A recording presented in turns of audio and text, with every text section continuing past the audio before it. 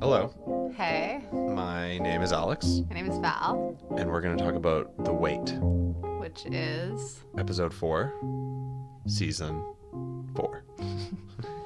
yes, we make a podcast. It's called In at the End. Yeah. Maybe you've heard of it. That's lame. Probably not. No, but for people who haven't heard it before, Right. we watched an episode and then we come and talk about it together. Yeah. And that's what this is. So if you like that kind of stuff, stick around. Yeah. And it's a great episode. We're well into Season 4 now. And I feel like just like the tone of this season is different than the preceding seasons. Like, especially coming out of Season 3. Mm-hmm. It's like, I don't know if the word is like goofier or something. It's but definitely like more comedic. I was going to say that, Yeah. like, in a weird way. Yeah, and I feel like they're trying out new things. Like, they are trying to kind of like stretch the show and kind of like their scope of what they're tackling. Like, last episode we were kind of talking about them sort of like taking some social issues head on in Christopher. And now I feel like there's like some things that show up again in this episode that are more reminiscent of The Wire, like which we've talked about before, like connectivity between characters in an almost like unrealistic kind of way. So a lot of characters strangely being connected to the other characters that we know. Things like Meadow going to the South Bronx Law Center and then being introduced by Saska, who turns out to be Kupferberg's kid. And then Kupferberg is in his session with Dr. Melfi. And then he sees Tony in the parking garage. And he's seen Tony in the parking garage, and then he brings up to Melfi that there was this guy who was probably a repair guy. Yeah. And then is talking to Melfi while Melfi's talking about Soprano at the same Her time. son, who's friends with Saska, they kissed once. Yeah. It's interesting. It's very I mean, interwoven. like that kind of connection between characters that like kind of heightens reality. Like, it's almost hard to believe that there could be that many interactions happening without them noticing. Isn't really where the show has lived before. So it's interesting No, that it's they're true. kind of experimenting Yeah. with it. I wonder what that is. Like, maybe once we go back over the whole season, we'll be able to kind of like see these episodes together, these like kind of hyper-real episodes as something. Like, the next episode is Pyomai. Yeah. Which is an important one. So maybe it's just kind of like, I don't know. I always think they have a purpose behind doing what they're doing. Oh, for sure. I just think that like with every season they're trying to do something different. Like, I think that their like intent is a little bit different, and I think in this season they're just experimenting with some new ideas. Yeah, I think they're also like reintroducing some old stuff. Like, there's definitely the color thing has come back really strongly. Yeah, which we kind of drifted from for a while. Yeah. We talked about that a lot at the beginning. And definitely kind of like the overt, I don't know, like symbolism of objects and shots. Eggs and really, oranges are definitely showing up in this episode. Yeah, so I think they're bringing back some of the standard ideas also. Totally. Food. Yeah, definitely. I mean, especially like junk food. I mean, the amount of junk food that Tony eats in this episode is pretty wild. Well, that they all eat, really. He's eating cake with Brian. He's bringing Krispy Kreme to Meadow. There's He's eating crumbcake. Yeah, crumbcake. There's McDonald's when the guys are out, like Syl and Christopher are eating McDonald's. Right. My favorite food reference in this whole episode is we have Johnny's hack in an office, and we have a pizza container. I know, it's so weird. Which, talking about suspended disbelief, pizza does not exist outside of Canada. Outside of Ontario, I think. Having come from Ontario myself, that's quite a shocker. I know. To see it in New Jersey. Turns out, with a little bit of research, they did not film in Ontario. They filmed a couple blocks away from Silver Cup Studios in Queens, where they film shots. But so they were out of place. So there's a mystery as to why the pizza carton was there, but it is a bit of an Easter egg in this episode. So if you're also from Ontario, this is a pretty big deal. I don't think anyone is from Ontario who listens to this. That's true. I think we can actually know these things, and I don't know if anybody is from Ontario. Maybe one day. Me. The thing I was noticing about the food is like, there's tons of junk food and like consumption in this episode. But they really also focused in on the guys drinking coffee when they were with Carmine. And it like, even like the colors in those shots, like it's like more old timey, and like then that other weird family we'll talk about them as Right. well. They were also drinking coffee, so there was something Yeah. about coffee and kind Yeah. of this like. Although, like, Junior was eating olives, so I don't know what that really means. But, Yeah. Well, for me with the coffee, kind of this like, old-timey thing about having coffee, and it's not the same as junk food, but it's different. It's, like, Yeah. more of, like, it's a stimulant. it's a or substance though, Yeah. and I thought that was interesting because like the assassins that What's their name? that Christopher and Silvio go to visit, Joe Yeah. DiMaggio. Yeah. That's like the nickname that he's got. When he goes to visit them, they make a point to make it very clear that they don't work for drug dealers and that there's this backstory about how they got stiffed by somebody really who was long, actually really trafficking long backstory. heroin. Yeah. But it's interesting that actually right after they make the statement, we don't work for drug dealers, they ask for more coffee. Right. Which, like, I think is interesting, especially in the way that it connects to coffee in this episode, but also that their principles are so strongly established that they don't work for drug dealers. They don't believe in drugs. They want nothing to do with drugs. Tony even says, don't even bring up Tylenol. Right. And yet they're okay with this substance. Yeah, that that they is still have interesting. something. And I think that, like, principles are an important part of this episode. Yeah. Like, obviously we have Johnny Sack talking all the time about honor and his wife's Mm-hmm. honor, going, you know, to protect his wife's honor. In the old days, you wouldn't even have to Yeah. talk like, about ask that. about it. Yeah. Yeah. And so, yeah, I thought it was interesting where, like, people have principles, but then, like, what does it mean? Where do those lines end? And what do they even mean? You know, perhaps. Yeah. No, totally. So- Yeah. Or are they meaningful? Yeah, so I think that, like, they have definitely some symbols that are showing up in this episode, and they make us ask some of the questions. Yeah. For sure. The oranges and eggs. Yeah. There was a big one. Ralph, you know, talking to Tony in, like, his kind of location, the one where we've seen Right. Richie before. That crew hangs out. That yeah. that crew hangs out there. But, you know, he even says, like, I don't remember talking about it regarding the joke about like taking the mole off of her ass. And then afterwards after he's brought the oranges, and then he actually, like, picks up an orange that's in the frame and he's just, like, kind of grasping it and it's right there. So, like, where they've Like already under his mouth. established oranges in this show quite a bit with death and linking that to Godfather, which also actually there's some more Godfather references in this episode. But the fact that he's holding it and it's in the frame, like, death is a part of this joke. Like, it has escalated to a point where, like, death is on the table for either Johnny Sack or Yeah. Ralphie, like, and they're using this symbol to kind of reinforce that. Yeah, So, yeah. No, for sure. I think, like, yeah, definitely, like, also the theme, kind of like what I was saying before with, like, this, like, coffee being these kind of old guys, or, like, I don't know. There was something about it for me. The other thing that kind of pointed it out to me was when Junior was, like, on a conference call Right. with them, right? Right. Like, using these cell phones, and they really focused on, like, that technology and, like, Yeah. placing it in the middle of the table as, like, a speaker cell phone. It was Right. interesting.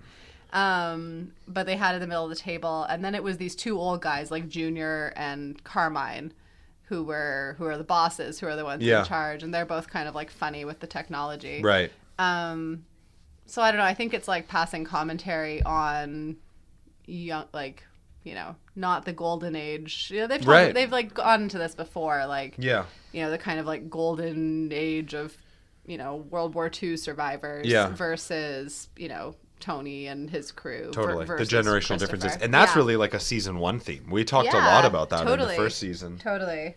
So, yeah, so there's something to that. The food and the technology for me that kind Because of... Junior hasn't really been around that much. Like, we were even No. reflecting on it, I think, kind of at the end of season 3, is like, he's such a peripheral character in a lot of ways after season 1. And he does come back more as the show goes on. Yep. But also the introduction of Carmine as, like, kind of a Yeah. reoccurring character. Like, they have somebody to kind of reinforce that archetype of, like, somebody from that generation. Yeah, totally. And they do it in different ways. Like, the thing of, like, all these old guys have their weird styles of leadership and stuff like that too, Yeah. which we get to kind of see.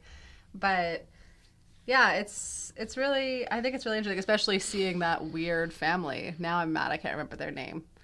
The Joe DiMaggio family. Okay, I know that's not That's what what I they're call called, them. but we'll go there. I know them by their nickname, assassin nicknames. Yeah, like, that scene is so funny. And again, like, Yeah. kind of going back to the, like, goofiness or the humor, like, that wasn't a real scene, right? Right. There was this heightened sense of, like, weirdness. And, Totally. You know, so... Even the way, like, they set it up, like, when you see that house, it's, like, from such an insanely Yeah. low angle. Like, it's Yeah. so menacing. Like, Yeah. I mean, I mean, all like TV and film will use that where you'll have a low angle to make something look more imposing, but it's like really extreme. It's like super exaggerated going into that scene, and it is a very exaggerated scene, especially by the standards of The Sopranos. Yeah, absolutely. Oh, can I just go back to one thing? Yeah, of course.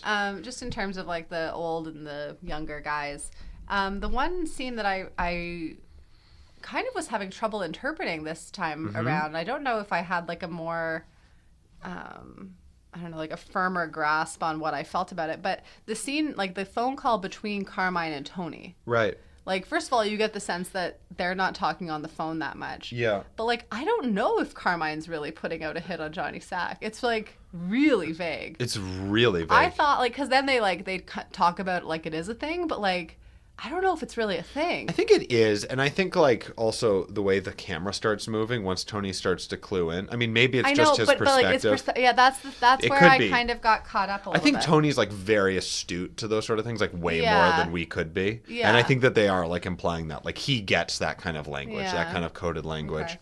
Okay. And I love actually what happens. Like it's like this very kind of like mundane, you know, kind of conversation that goes nowhere. But then as soon as Tony does clue in, like the camera's moving almost as it has in previous episodes, like in college, like where it rotates around a face to show the other side. But then it actually becomes more puzzling. Like it's actually like circling around them. And there's actually movement in a lot of different directions. I love the camera work in this episode. Yeah, it's really crazy. Yeah, it's really amazing. No, just like to wrap up that one thought really quickly, just the difference between what Carmine is wearing and doing and what Tony's wearing, right? Like he's like dressed in a suit or whatever, and he comments on Tony still being asleep. Anyways, right. That's my ending to that. Interesting, yeah. And like also going back to the comment about Tony wearing shorts, the Don doesn't wear shorts just in this season too. Yeah, Carmine would not wear shorts. Yeah, no, he wouldn't. But yeah, no, but the film work in this episode is there's some great camera work. amazing. It's really subtle, but I think it really like amplifies the kind of experience. Yeah, I love the scene between Tony and Carmela at the end, the way that's filmed. Yeah. I love the dancing scene. Yeah. The way that What a was weird filmed. song. Yeah. Who listens to that song? Why would Meadow listen to that song again? Maybe Meadow has a thing for Furio. Maybe. That would be she didn't want to dance with him. He was wearing that shirt. That's a weird shirt. Yeah. Yeah, but I think that like that idea of like these characters being from different times, or in the case of Johnny Sack, like reflecting on different times and having different values is important in this episode. Like there's also some talk between Johnny and Carmine. There's a disconnect. Johnny keeps on saying to Carmine, like, is it all just about money? And Carmine won't respond to that. Right. And it's interesting how they differ in their attitudes.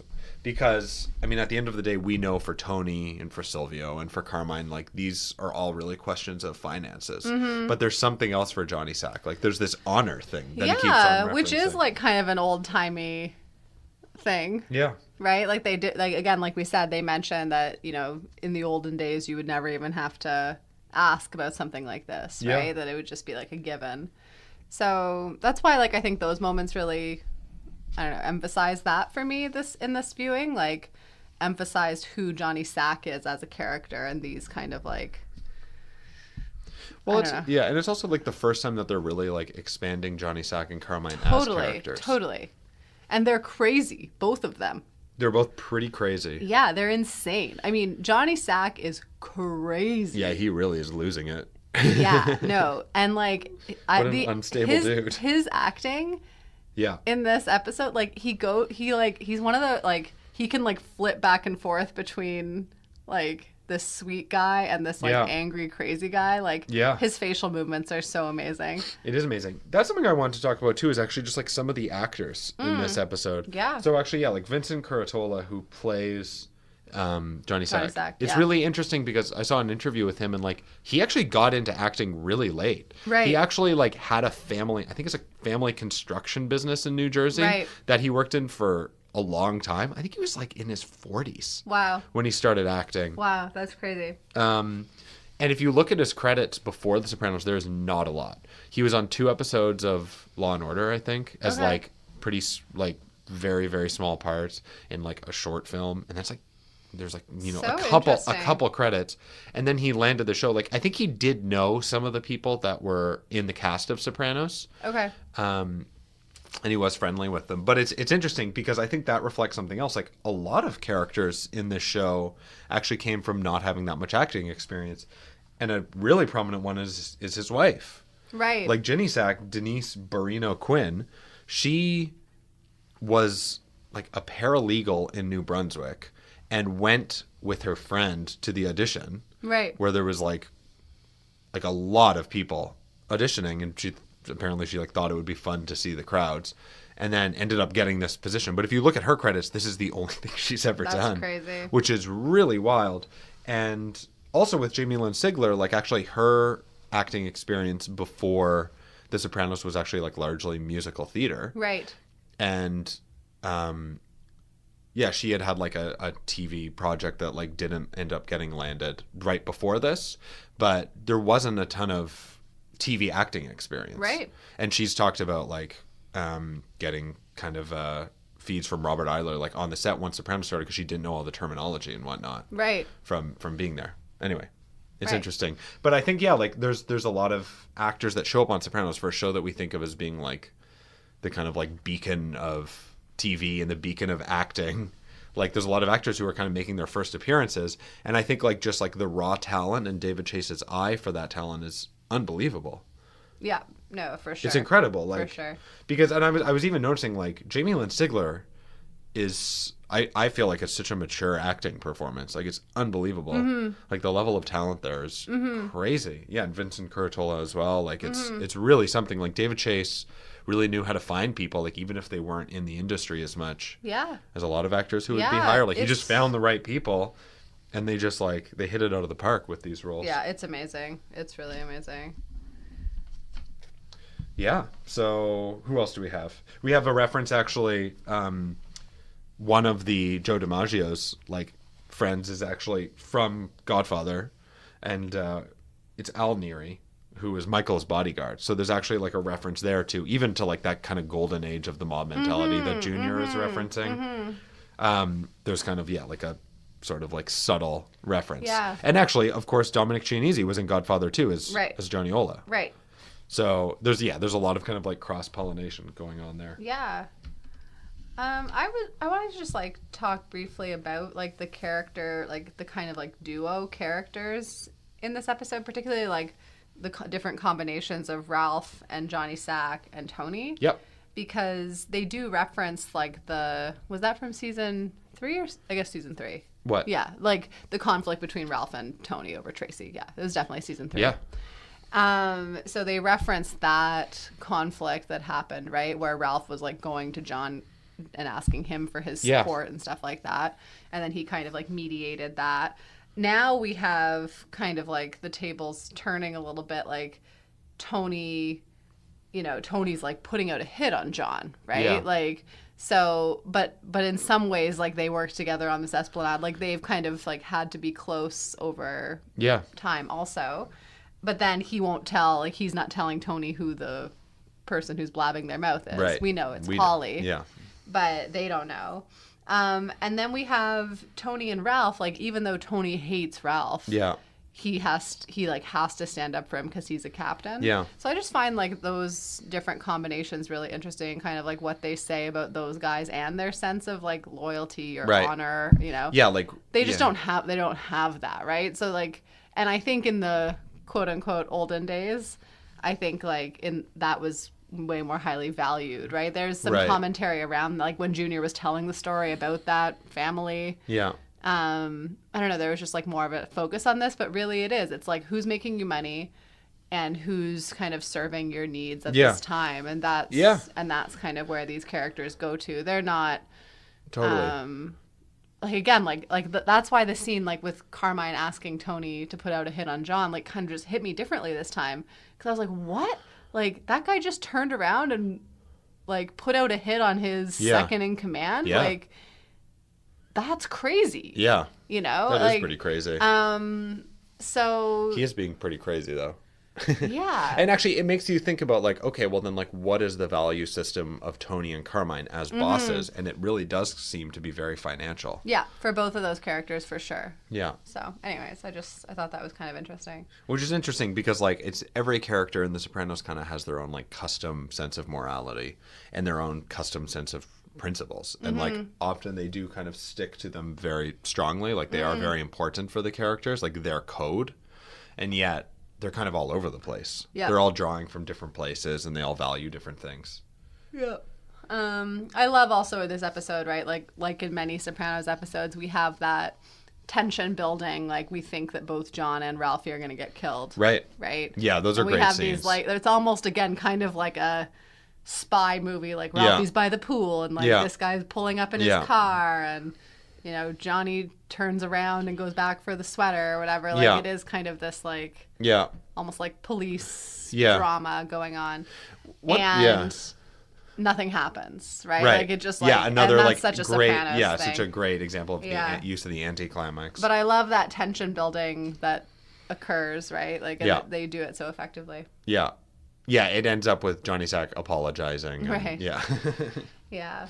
I think it's also fascinating as an example of, like, the story, like, the plot lines that they thought of in Sopranos, because I was thinking about it in this episode, like, some of the ideas they have to propel their story forward are actually, like, pretty unorthodox and weird, but I never even think about them until I've seen this show, like, so many times. But, like, that idea of, like, Johnny Sack, like, New York underboss with this, like, heavy wife that he cares for, but then, like, somebody makes a joke about her and it's about her eating and then they're getting involved over it. It's like, they're not, like, typical storylines. They're actually, like, kind of ambitious in their weirdness. Yeah, totally. And, like, their lack of reality, especially for this show. And to, like, we don't know a ton about Johnny Sack, right? And then suddenly this is the story we're thrown into with him. Yeah, it's actually, like, kind of out there, but, like, it's executed so well, I never even think about it. It just seems normal. Yeah, but I was thinking about it on this episode. I was just like, they were really going for it. Like, that was a kind of a weird idea. Yeah.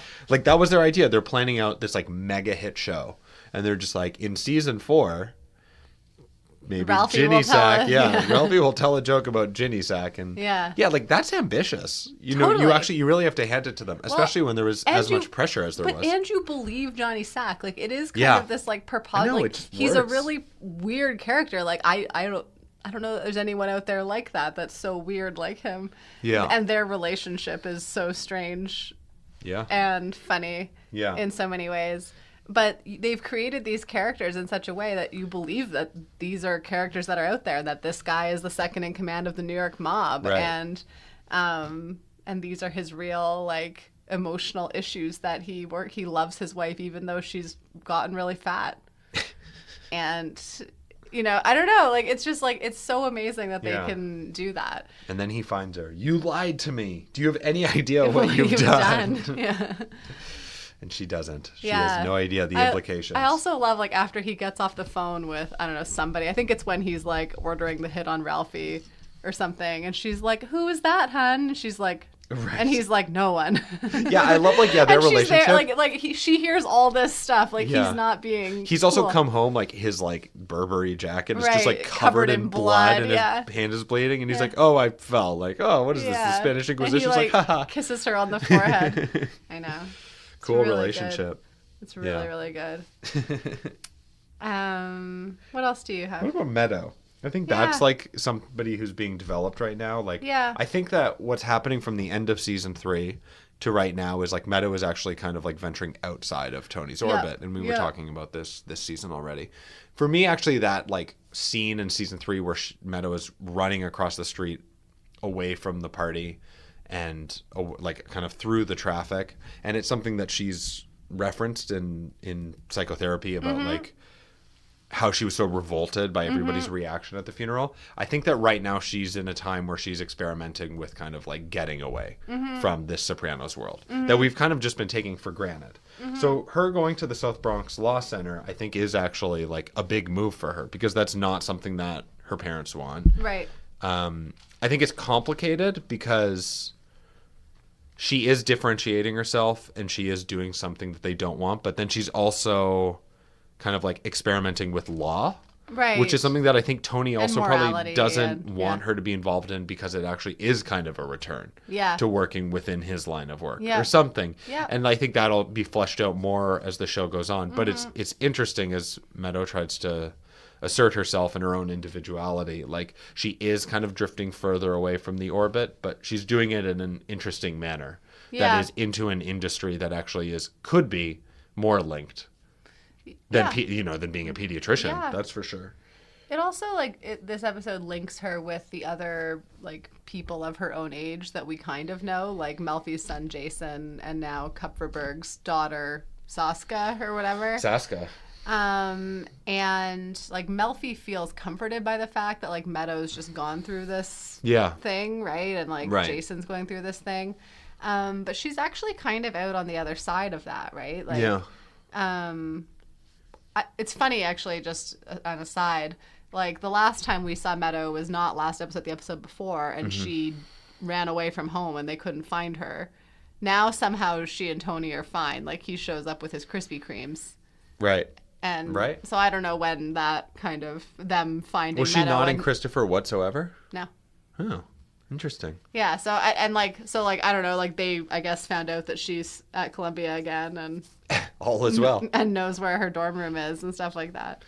I like the scene where she's talking to Tony and she says to him, "Believe it or not, the world doesn't revolve around you." And then there's these long pauses on both of their faces. They really exaggerate that line. Yeah. And the way Tony's looking at her, my interpretation has always kind of been he questions that. Yeah. That the world does actually revolve around him. And it's actually there's kind of an extended level of irony because for us in this world, the world does revolve around Tony Soprano because this is a show about his orbit and everything that happens around him. And for me, that central question for Meadow is, will her world continue to revolve around Tony Soprano? That's what she's wrestling with right now. And I think that's what's that's what's evolving right now. Yeah, and I think they give us a little bit too, when she is, for whatever reason, playing that music that she heard at Furio's house. Right.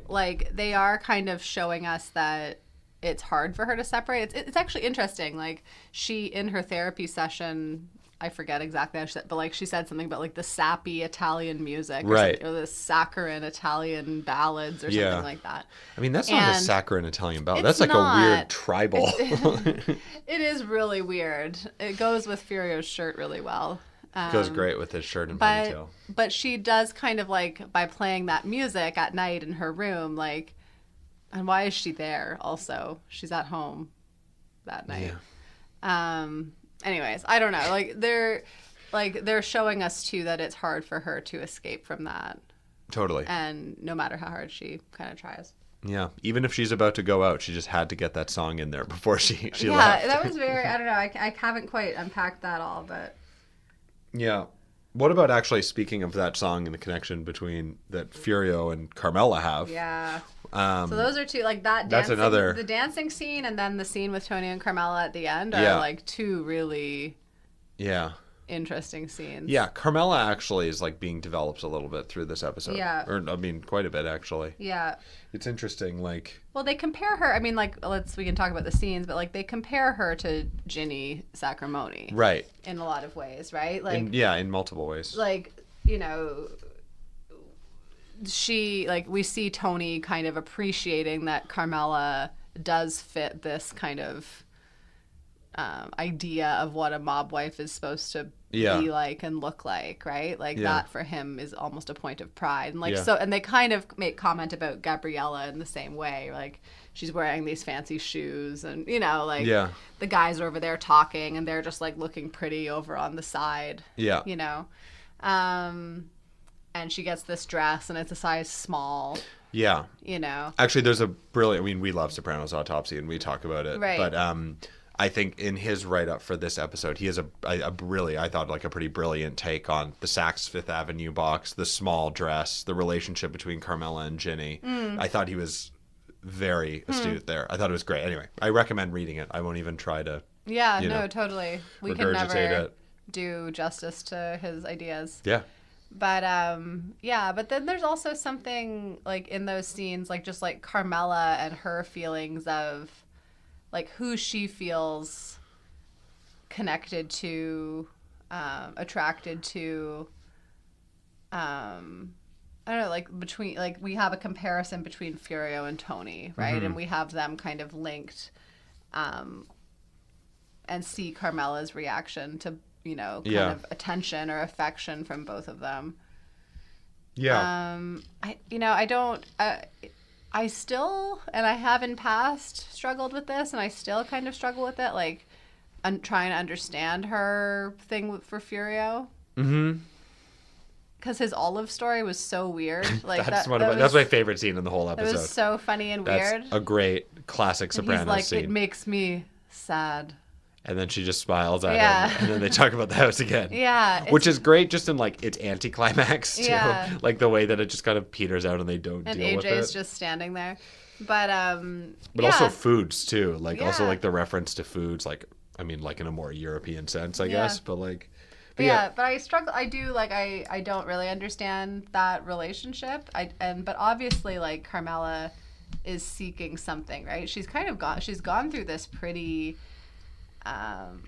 unsettling couple seasons, right? Where she kind of recognizes herself and how culpable she is in Tony's actions. And she's, like, you know, come to terms with what she gets from Tony's, I don't know, evil ways or whatever you want to call it. And Meadow's gone away. I don't know, like, she's gone through a lot. And so, like, I trying to understand it more in that sense, like that it's like a coping mechanism for her.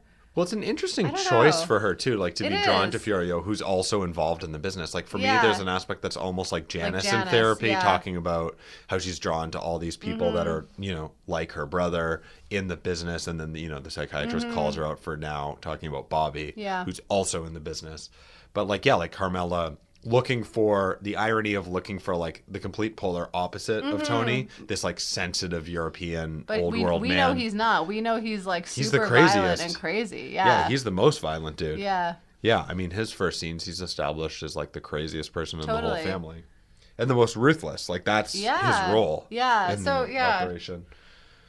I mean, she doesn't know that. And the way, it's funny, because, like, the way that he's presented in season 4 is very different. Like, the lighting and the shots and, like, you know, when we see them interacting, it does have that, like, soap opera. Yeah, totally. Yeah, and, you know, like, the fade from, like, when they're dancing, like, the edit that they choose, like, it's, like, kind of, like, this, like, magical fade away. Yeah. So, yeah, there's kind of, like, something outside of reality in terms of that relationship right now.